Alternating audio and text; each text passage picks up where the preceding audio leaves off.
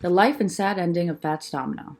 New Orleans pianist and singer Antone Fats Domino is revered as a founding father of rock and roll, alongside Elvis Presley, Chuck Berry, Little Richard, and Jerry Lee Lewis. As such, he has profoundly influenced the popular music of the past half century. Fats Domino was born Antone Dominique Domino Jr. on February 26, 1928, in New Orleans, Louisiana. The youngest of 8 children born to Antone Calise Domino and Marie Donta Gross. Domino's parents and forebears were rural plantation workers who were raised speaking French. Subsequently, the Domino family was of French Creole background, and Louisiana Creole was Domino's first language. His father was a part-time violin player who worked at a racetrack. Domino attended Howard University, leaving to start work as a helper to an ice delivery man.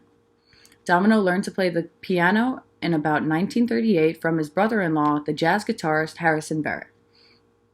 The musician was married to Rosemary Domino from 1947 until her death in 2008.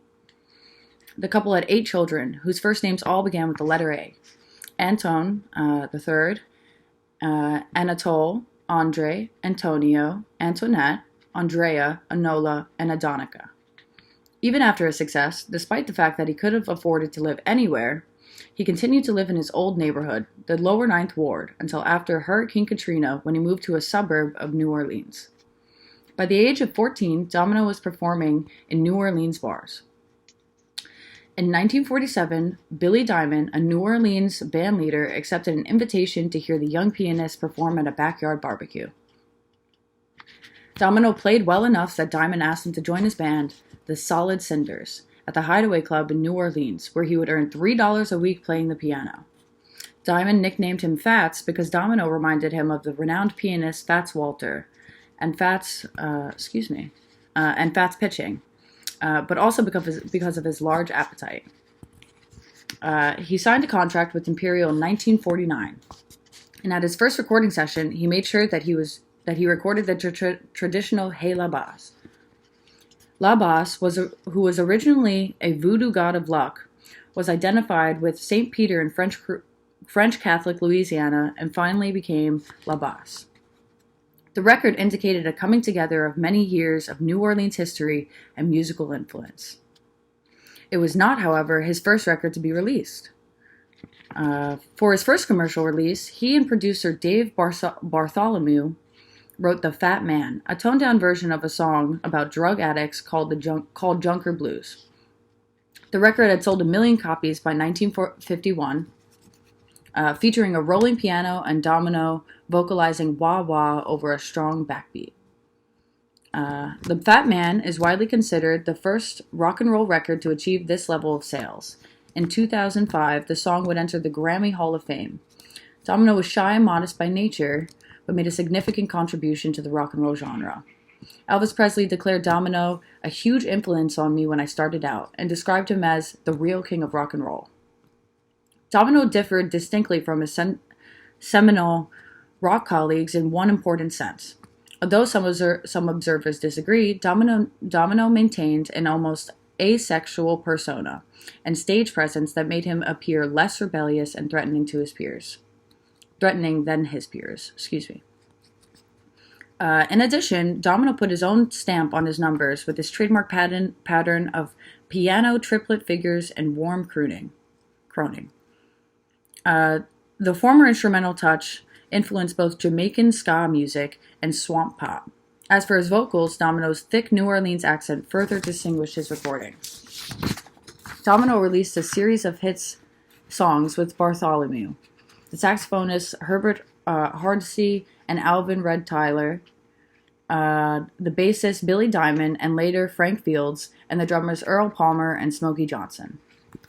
Domino's rolling piano triplets provided the memorable instrumental for Lloyd Pierce's first hit, Lottie Miss Claudie. Recorded for Specialty Records on March 13th, 1952, at Casino Manassas, J&M Studios in New Orleans. Domino crossed into the pop mainstream with Ain't That a Shame, which reached the top 10. This was the first of his records to appear on the Billboard singles chart with a debut at number 14.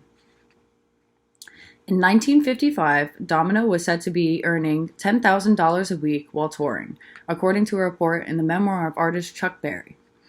Domino eventually had 37 top 40 singles, but none made it to number 1 on the pop chart.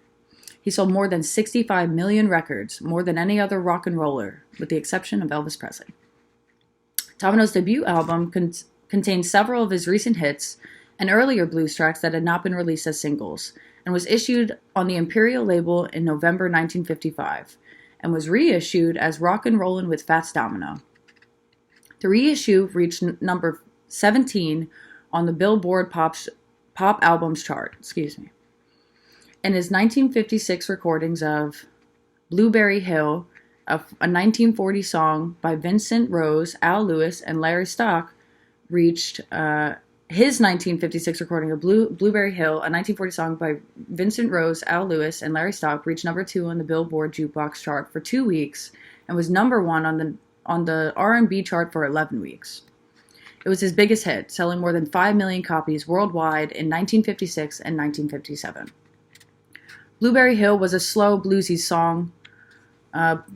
sing-along, originally a Louis Armstrong tune, which became Domino's theme.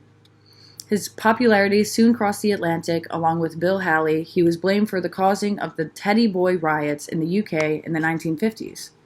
Though Fats Domino never had the personal charisma of Presley, Jerry Lee Lewis, Little Richard, or Chuck Berry, his R&B style lent itself ideally to the rhythm of rock, and many of these artists covered his material.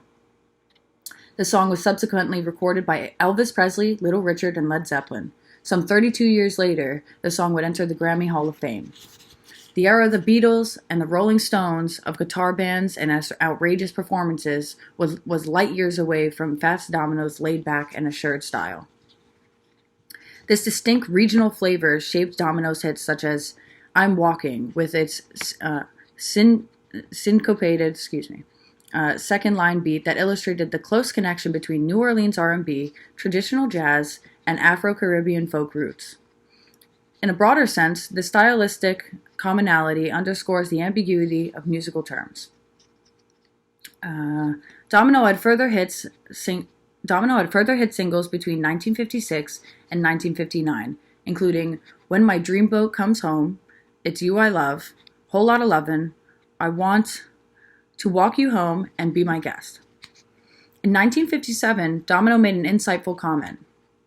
What they call rock and roll now as rhythm and blues, I've been playing it for 15 years in New Orleans. Domino's statement made the succinct, implicit point that musical terms come and go and continually change meanings over time. Further blurring the boundaries between categories, Domino also made successful forays into country music with Valley of Tears, Whiskey Heaven. Valley of Tears, Whiskey Heaven, and his exciting adaptation of Hank Williams' Jambalaya on the Boyo. Domino appeared in 2 films released in 1956, Shake, Rattle, and Rock. And in 1957, he appeared in a movie that may be considered to be the best rock and roll film ever made, The Girl Can't Help It.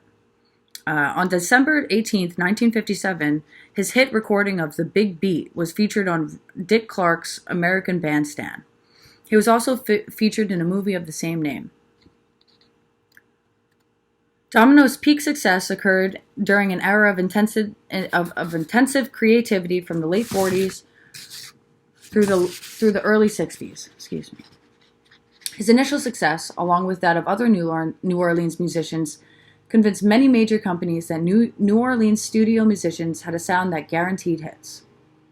As a result, musicians such as Little Richard were sent to record in New Orleans at Cosimo Matassa's studio with such successful results as Tutti Frutti.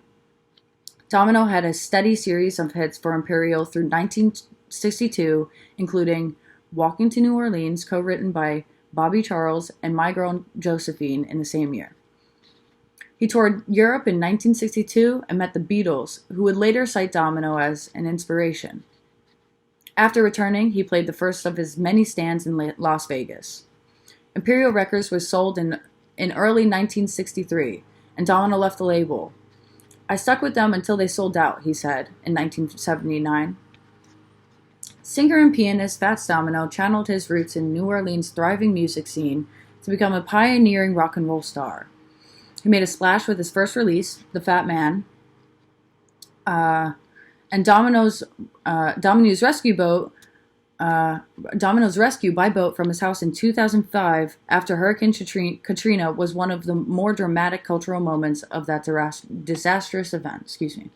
The following year, Domino released an album of new material titled Alive and Kicking, which was acclaimed as a symbol of New Orleans' determined resurgence.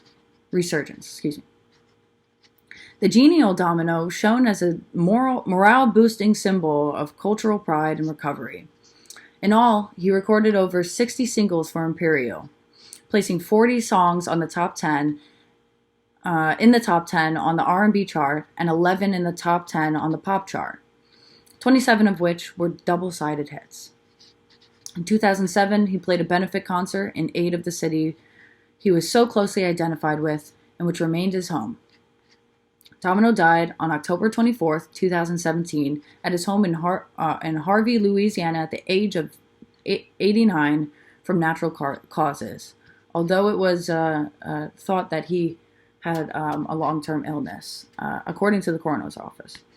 On June 25, 2019, the New York Times Magazine listed Fats Domino among hundreds of artists whose material was reportedly destroyed in the 2008 Universal fire. Universally accepted as rock and roll legend and unassuming Fats Domino once said of himself, "I'm glad that people liked me and my music. I guess it was an interesting life. I didn't pay much attention, and I never thought I'd be here this long." Thank you for listening, and enjoy the rest of your day.